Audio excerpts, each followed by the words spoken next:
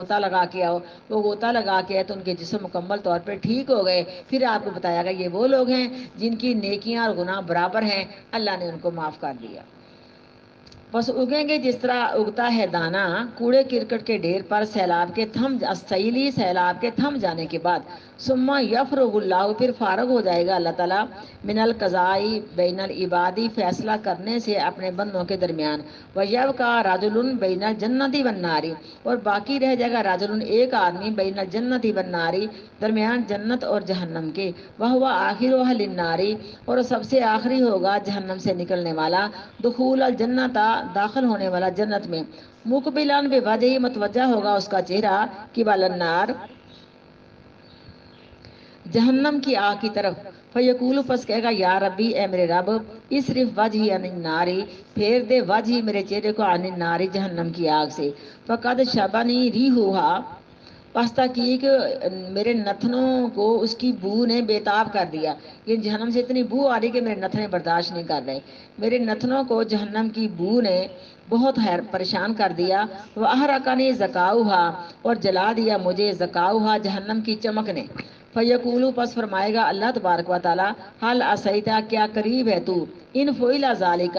اگر تیرا یہ سوال پورا کر دیا جائے, ان تسأل غیر ذالک, یہ کہ تو اس کے علاوہ اور سوال کرنے شروع کر دے گا, یعنی اور مجھ سے کوئی اپنے مطالبے کرے گا. فیقولو, پس کہے گا وہ لا, نہیں. وعزتک, اللہ مجھ کو تیری عزت کی قسم. فیؤتی اللہ عز و جل, پس دے دے گا اللہ تعالیٰ اس کی مراد کو, عزت والا بزرگی والا اللہ, ما یشاء, جو وہ بندہ چاہے گا, من عہد و میثاق, پکا عہد و پیمان کر کے, یعنی قسمیاں حلفیہ وعدہ ہے کہ تو دوبارہ مجھ سے سوال نہیں کرنا. وَيَصْرِفُ اللَّهُ وَجْهَهُ عَنِ النَّارِ, پس پھیر دے گا اللہ تبارک و تعالی اس کے چہرے کو جہنم کی آگ سے. فَإِذَا أَقْبَلَ بِهِ عَلَى الْجَنَّةِ, پس جب متوجہ ہو جائے گا اس کا چہرہ جنت پر یا جنت کی طرف, رعا, دیکھے گا وہ,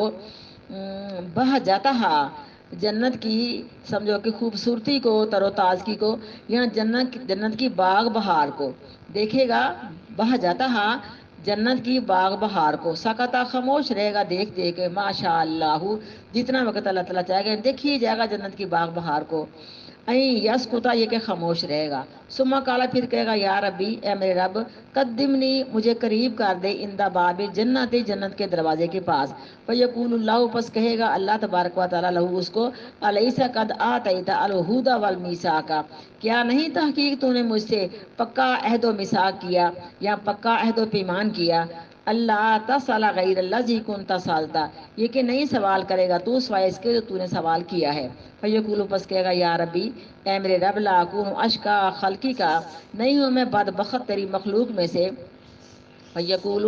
پس فرمائے گا اللہ تعالیٰ, فما عصیتا, پس کیا یہ بات قریب نہیں ہے, ان اوتیتا, یہ کہ میں دے دوں تجھے, ذالکا, یہ تیرا سوال, اللہ تسأل غیرہ, یہ کہ تو نہ سوال کرے اس کے بعد کوئی بھی. فیقول, پس کہے گا لا, نہیں کروں گا سوال. وعزتک, اللہ مجھ کو تیری عزت کی قسم, لا اسألک غیر ذالک, اس کے بعد کوئی سوال آپ سے اللہ نہیں کیا جائے گا. فیؤتی ربہ ما شاء, پس دے دے گا اس کو رب اس کا جو وہ چاہے گا. من عہد و میثاق, بڑا پکا عہد و میثاق کر کے. فیقدمہ الی باب الجنت, پس قریب کر دے گا یا سامنے کر دے گا اللہ تعالیٰ اس کو جنت کے دروازے کی طرف. فیضا بلغ بابہا, پس جب پہنچ جائے گا جنت کے دروازے کے پاس, فرا, پس دیکھے گا زہرتہا, جنت کی باغ بہار کو. وما فیہا من النظرات, اور جو کچھ جنت کے اندر خوشیاں ہوں گی, یعنی تر و تازگی یا خوشیاں ہوں گی. وسروری, خوشی پڑھ لو بے شک, من النظرات وسروری, جنت کی تر و تازگی کو, وسروری, اور جنت کی خوشی کو. فیسکتا, ماشاء اللہ, پس خاموش رہے گا جتنا وقت اللہ چاہے گا. یسکتا, یہ کہ خاموش رہے گا. فیقول, پس کہے گا یا ربی, اے میرے رب, ادخلنی الجنت, یا ادخلنی الجنت, یا الجنت, داخل کر مجھے اپنی جنت میں. فیقول اللہ, پس کہے گا اللہ تعالیٰ عزت والا بزرگی والا, وہی ہوگا, بہت افسوس ہے تیرے اوپر, یا ابن آدم, اے آدم کے بیٹے, وما اغدرک علیسا, اور تو کیوں اتنا دغا باز ہے, یعنی کیوں اتنی غداری کرتا ہے. لفظی میں نا غداری بھی بن جاتا ہے. تو کیوں اتنی غداری کرتا ہے. الیس قد آتیتا, کیا تحقیق نہیں دیا میں نے تجھ کو, العہد والمیثاق, یہ پکا عہد و معاہدہ, یا تحقیق تو نے مجھ سے یہ پکا عہد و معاہدہ نہیں کیا.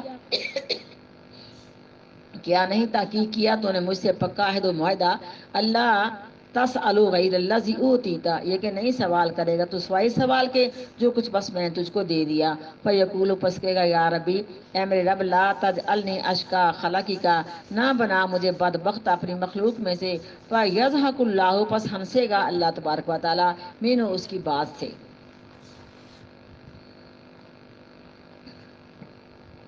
ثم یاذن لہ، پھر اجازت دے دے گا اس کو اللہ تبارک و تعالیٰ فی دخول جنت، جنت میں داخل ہونے کی. فیقول، پس فرمائے گا اللہ تعالیٰ تمنا تمنا کر.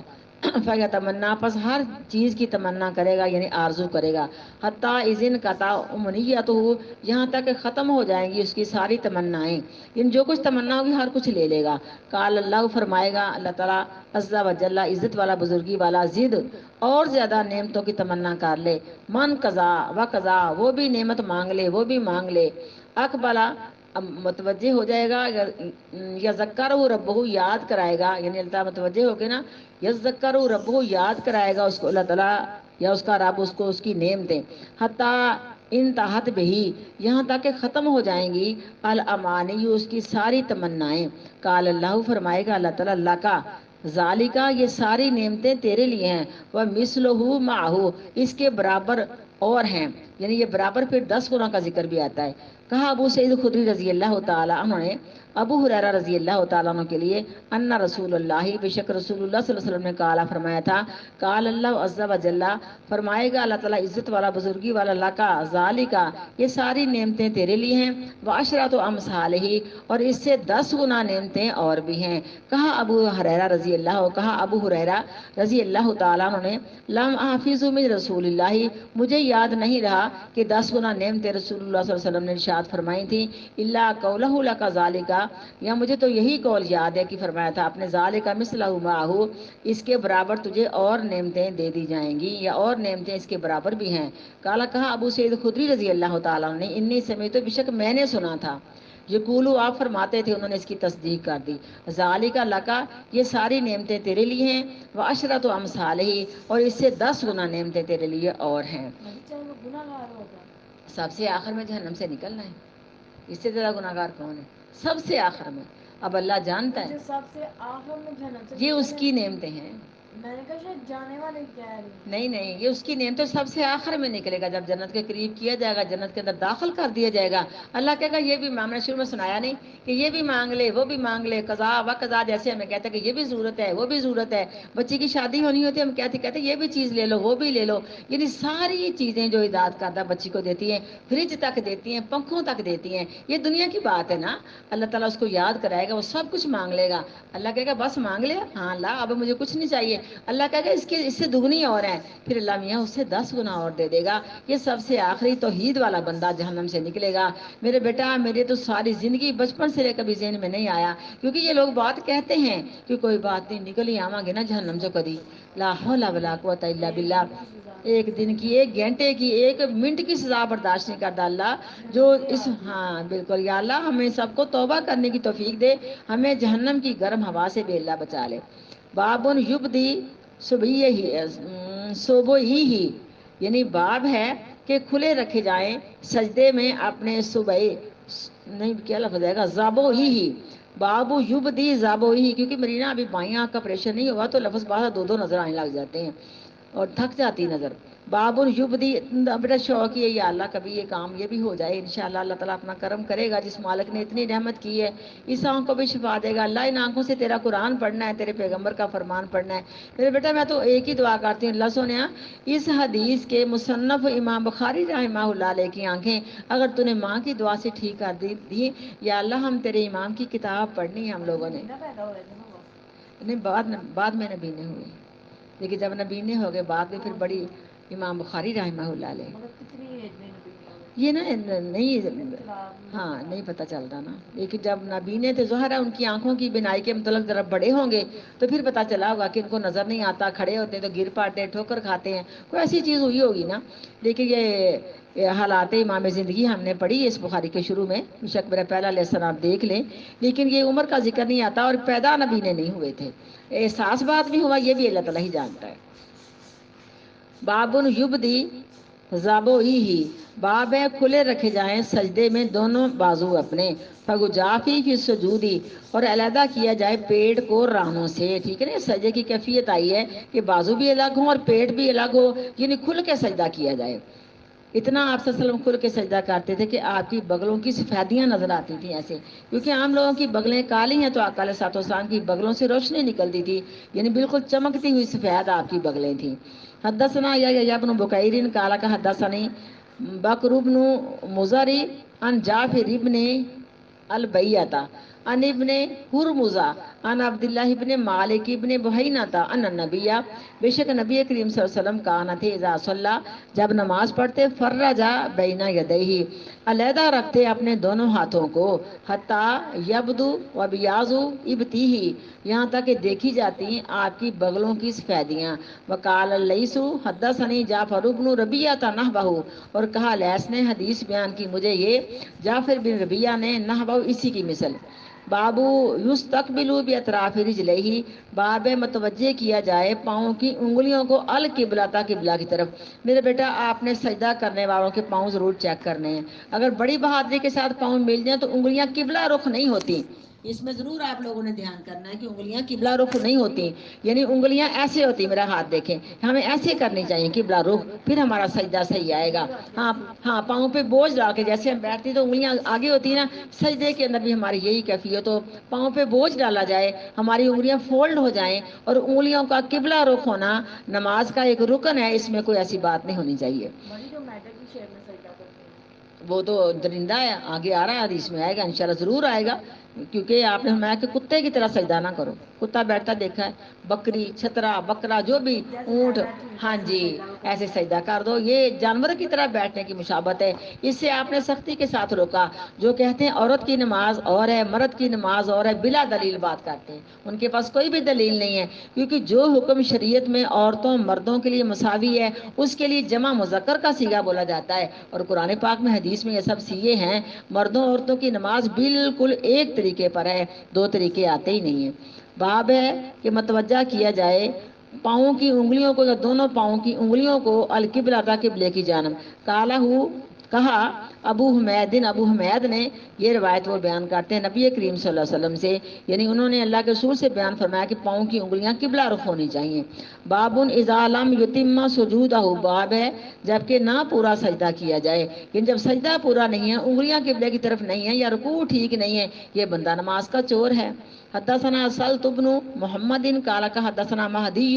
عن واصل عن ابی وائل عن حذیفہ انہ رأى، بے شک دیکھا انہوں نے راجلوں نے ایک آدمی کو لا یتم رکوعہ ولا سجودہ، سجدہ بھی اس طرح کا رکوع بھی ایسا ہے، نہیں اس کا پورا رکوع کمر سیدھی ہو جائے، نہیں ہے اس کا پورا رکوع، یا نہیں ہے پورا رکوع اس کا اور نہ ہی سجدہ اس کا۔ فلما قضا صلاۃ، پس جب نماز پڑھ لی اس نے، قال لہ، اور کہا اس کے لیے حذیفہ رضی اللہ تعالی عنہ نے، ما صلیتا، تو نے نماز ہی نہیں پڑھی۔ یہ کتنی وارننگ والی ہمارے لیے حدیثیں ہیں۔ واحسب ہو، اور مجھے تو یہ بات کا گمان ہے، کالا کہ یہ کہا تھا، یعنی راوی کہتا کہ یہ کہا تھا، لو متا علی غیر سنت، اگر تو مر جائے گا تو مر جائے گا غیر سنت پر، یہ نبی علیہ الصلوۃ والسلام کے طریقہ کے علاوہ جاہلیت کی طریقہ پر مر جائے گا، اگر تو مرے گا تو مرے گا غیر سنت پر، جو محمد الرسول اللہ صلی اللہ علیہ وسلم کی سنت ہے۔ باب السجودی، باب سجدہ کرنا، علی اصابع اعظم، 7 ہڈیوں پر یا 7 جوڑوں پر۔ حدثنا قبیصہ قال حدثنا سفیان عن عمرو بن دینار عن طاؤوس عن ابن عباس قال عمر النبی، حکم دیا گیا نبی کریم صلی اللہ علیہ وسلم کو، ان یسجد علی 7 اعضاء، یہ کہ سجدہ کرے 7 اعضاؤں پر، اعضاء بھی پڑھ سکتی ہیں، سجدہ کریں 7 اعضاؤں پر، 7 جوڑ ہیں 7 ہڈیاں ایک ہی بات ہے۔ اور یہ بات خاص کر سمجھنے والی جو آگے آ رہی ہے، ولا یکف شعرا ولا ثوبا، اور نہ سمیٹا جائے بالوں کو اور نہ کپڑوں کو، یعنی نماز کے اندر نہ بالوں کو سمیٹا جائے نہ کپڑوں کو سمیٹا جائے، نہ شلوار سیدھی پدری کی جائے، نہ جائے نماز ادھر ادھر کیا جائے، کیونکہ ساری حرکتیں نماز کے اندر ہوتی ہیں، کہیں خارش ہو رہی ہے، کہیں کچھ ہو رہا ہے، کہیں کچھ ہو رہا ہے، اچھی طرح اپنے بالوں کو سمیٹ کے، اچھی طرح اپنے دوپٹے کو فولڈ کر کے، جیسے انسان کسی با ادب جگہ پہ جاتا ہے، کیونکہ ہم تو اللہ کے سامنے کھڑی ہو رہی ہوتی ہے نا، اپنے کپڑوں کو درست کر کے، اپنے شلوار کو نیچے کر کے، اپنے بالوں کو سمیٹ کے، اپنے دوپٹے کو درست کر کے پھر نماز پڑھو، کہ نماز میں آتا کہ اگر دل میں اللہ کا ڈر ہے تو نماز قبول ہے، اگر دل میں اللہ کا ڈر، یہ ہاتھ حرکت نہیں کریں گے، کوئی ہاتھ خارج کر رہا ہے، میں کہتی ہوں کان میں خارج کر کے نا ایسے کر کے ایسے دیکھا جاتا ہے، اس کے علاوہ بڑا ہی کچھ چھوٹا چھوٹا نماز کے اندر ہوتا ہے، اس سے نماز ضائع ہو جاتی ہے، بڑا احتیاط میرے بچے کرنا ہے، آپ نے اس طرح کی نماز پڑھنی کہ آپ کو نماز پڑھتا دیکھ کے لوگ آپ کی پیروی کر کے اپنی نماز کو درست کر لیں اور سیدھا کر لیں، کیونکہ جس بچی نے پڑھا ہوا ہے اس کی نماز پاک پیغمبر کی سنت کے مطابق ہونی چاہیے، اللہم اجعلنا منہم۔ اور نہ سمیٹے اپنے بالوں کو ولا صوبن، اور نہ درست کرے اپنے کپڑوں کو، بل جب آتی والیدین، یعنی یہ آگے آیا کہ پیشانی کے ساتھ سجدہ کیا جاتا ہے، یعنی پیشانی پر، والیدین اور دونوں ہاتھوں پر، والرکبتین اور دونوں گھٹنوں پر، والرجلین اور دونوں پاؤں پر، یہ ہو گئے 7 اعضاء۔ حدثنا مسلم ابن ابراہیم قال حدثنا شعبۃ عن عمرو عن طاؤوس عن ابن عباس رضی اللہ تعالیٰ عنہ سے عن النبی، وہ بیان کرتے ہیں نبی کریم صلی اللہ علیہ وسلم سے، قال فرمایا امرنا، حکم دیا گیا ہمیں، ان نسجد علی 7 اعظم، یہ کہ ہم سجدہ کریں 7 اعضاؤں پہ یا 7 ہڈیوں پر یا 7 جوڑوں پر، بلا نکف شعرا ولا ثوبا، اور نہ ہم سمیٹیں اپنے کپڑوں کو، نہ سمیٹیں اپنے بالوں کو اور نہ اپنے کپڑوں کو نماز میں۔ حدثنا آدم قال حدثنا اسرائیل عن ابی اسحاق عن عبد اللہ بن یزید قال حدثنا براء بن عازب وهو غیر مکذوب، اور براء بن اعظم کبھی جھوٹ نہیں بولتے، یعنی سچے پاک پیغمبر کے صحابی ہیں، قال کنا نصلی، تھے ہم نماز پڑھتے، خلف النبی، پیچھے نبی کریم صلی اللہ علیہ وسلم کے، فیضا کالا، پس جب آپ فرماتے سمی اللہ لمن حمیدہ، سن لی اللہ نے اس شخص کی بات جس نے اس کی تعریف کی، بڑے پیار سے کہو کہ اللہ میں تیری تعریف کر رہی ہوں تو میری بات کو سن لے، لم یہنو احد منا ظہرہ، یعنی نہ جھکاتا کوئی ایک ہم میں سے اپنی پشت کو، نہیں اٹھاتا آئے گا، یعنی آپ نے سمی اللہ لمن حمیدہ کہہ لیا نا، اس کے بعد ہم اپنی کمروں کو سیدھا کر کے کھڑے ہوتے، اور جب آپ سجدے میں جا کے پیشانی رکھ دیتے پھر اس کے بعد ہم اپنے آپ کو جھکاتے سجدے کے لیے، نہ اٹھتا یا نہ اٹھاتا کوئی ایک ہم میں سے اپنی کمر کو، حتیٰ یزا نبی، یہاں تک کہ رکھ دیتے نبی میں، جھکاتا ہی آئے گا، کہتے سمی اللہ لمن حمیدہ بعد کی بات ہے، پس جب کہتے نبی کریم صلی اللہ علیہ وسلم سمی اللہ لمن حمیدہ، نہ جھکاتا کوئی ایک ہم میں سے اپنی کمر کو یا اپنی پشت کو، حتیٰ یزا نبی،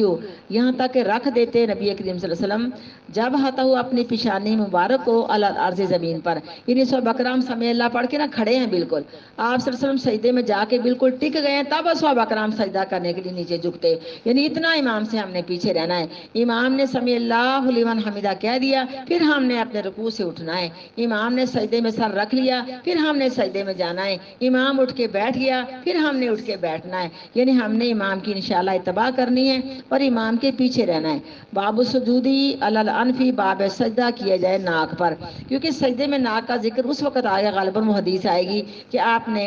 یہ لیلۃ القدر کی رات کی پہچان کرائی، اس میں آپ نے فرمایا کہ میں نے خواب میں دیکھا تھا جو لیلۃ القدر کی رات ہے نا، اس رات میں نے سجدہ کیا تو میرے ناک کو، میرے ماتھے کو بارش کا پانی اور مٹی لگی ہوئی تھی، تو واقعی آپ نے خواب پہلے سنائی، اور وہ رات آپ کو کیسے ملی کہ آپ نے پورا مہینہ اعتکاف کیا، مجھے لگتا وہی حدیث آئے گی کہ 10 دن پہلے اعتکاف کیا تو جبرائیل علیہ السلام ہے، اللہ کے رسول جی جس رات کی آپ تلاش میں ہیں نا وہ آگے ہے،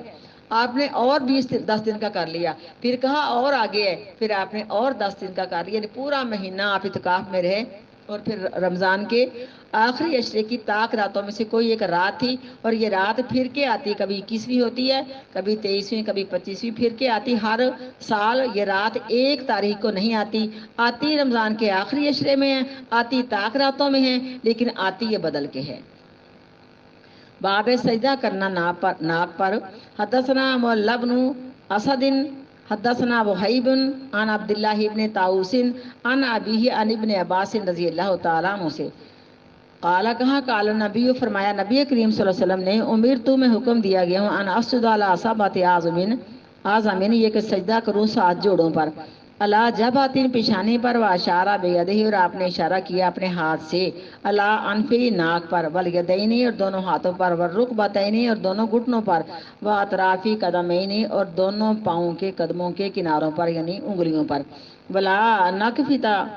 الثیابہ والشارہ، اور نہ سمیٹیں اپنے کپڑوں کو، والشارہ، اور نہ بالوں کو نماز میں۔ باب السجود الالنفی، باب سجدہ کیا جائے ناک پر، پھر تین مٹی پر، یعنی مٹی میں پانی اور مٹی کے اندر سجدہ کرنا تو جائز ہے، اور ناک سے مٹی اور پانی ہٹائی جانا، صاف کیے جانا، یہ کوئی روایت نہیں ملتی۔ باب سجدہ کرنا ناک پر، پھر تین ہی مٹی میں۔ حدثنا موسیٰ حدثنا حمام عن یحییٰ عن ابی سلمہ قال ان طلقت، چلا میں ابو سعید خدری رضی اللہ تعالی عنہ کی طرف، فقلت، بس میں نے ابو سعید سے کہا، الا نخرج، نخرج ہے نا، الا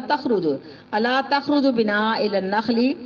کیوں نہ چلیں ہم کھجوروں کے باغ کی طرف، نتحدث، ہم وہاں بیٹھ کے باتیں کریں، یعنی پاک پیغمبر کی حدیثیں یاد کریں۔ فخرجا، پس وہ لے کے نکلے، کالا کا قلت، میں نے کہا حدثنی، مجھے کو حدیث سناؤ، ما سمیت النبی، جو آپ نے سنی ہو نبی کریم صلی اللہ علیہ وسلم سے، فی لیلۃ القدر، لیلۃ القدر کی رات کے بارے میں۔ کالا کہا اعتکف رسول اللہ، انہوں نے آگے حدیث سنائی، اتکاف کیا رسول اللہ صلی اللہ علیہ وسلم کے ساتھ، العشر الاول من رمضان، رمضان کے عشرے میں سے پہلے عشرے کا، یعنی شروع سے لے کے 10 دن کا۔ وَاعْتَكَفْنَا مَعَهُ، اور ہم نے بھی اعتکاف کیا، معه، نبی کریم صلی اللہ علیہ وسلم کے ساتھ۔ فَأَتَاهُ جبرائیل، پس آئے پاک پیغمبر کے پاس جبرائیل علیہ السلام، فقال، پس کہا، ان الذی تطلب، بے شک وہ قدر کی رات جس کو آپ طلب کرنا چاہتے ہیں، امامہ کا، وہ تو اس سے آگے ہے۔ فَاعْتَكَفَ الْعَشْرَ الْأَوْسَطَ، پس آپ نے اعتکاف کیا رمضان کے درمیانی عشرے کا۔ وَاعْتَكَفْنَا مَعَهُ، اور ہم نے بھی اعتکاف کیا آپ صلی اللہ علیہ وسلم کے ساتھ۔ فَأَتَاهُ جبرائیل، پس آئے آپ کے پاس جبرائیل علیہ السلام، فقال، پس کہا، ان الذی تطلب، بے شک وہ رات جس کو آپ طلب کرنا چاہتے ہیں، یعنی قدر کی رات، امامہ کا، وہ تو اس سے بھی آگے ہے۔ فقام النبی، پس کھڑے ہوئے نبی کریم صلی اللہ علیہ وسلم، خطیباً، خطبہ دینے کے لیے، صبیحۃ عشرین،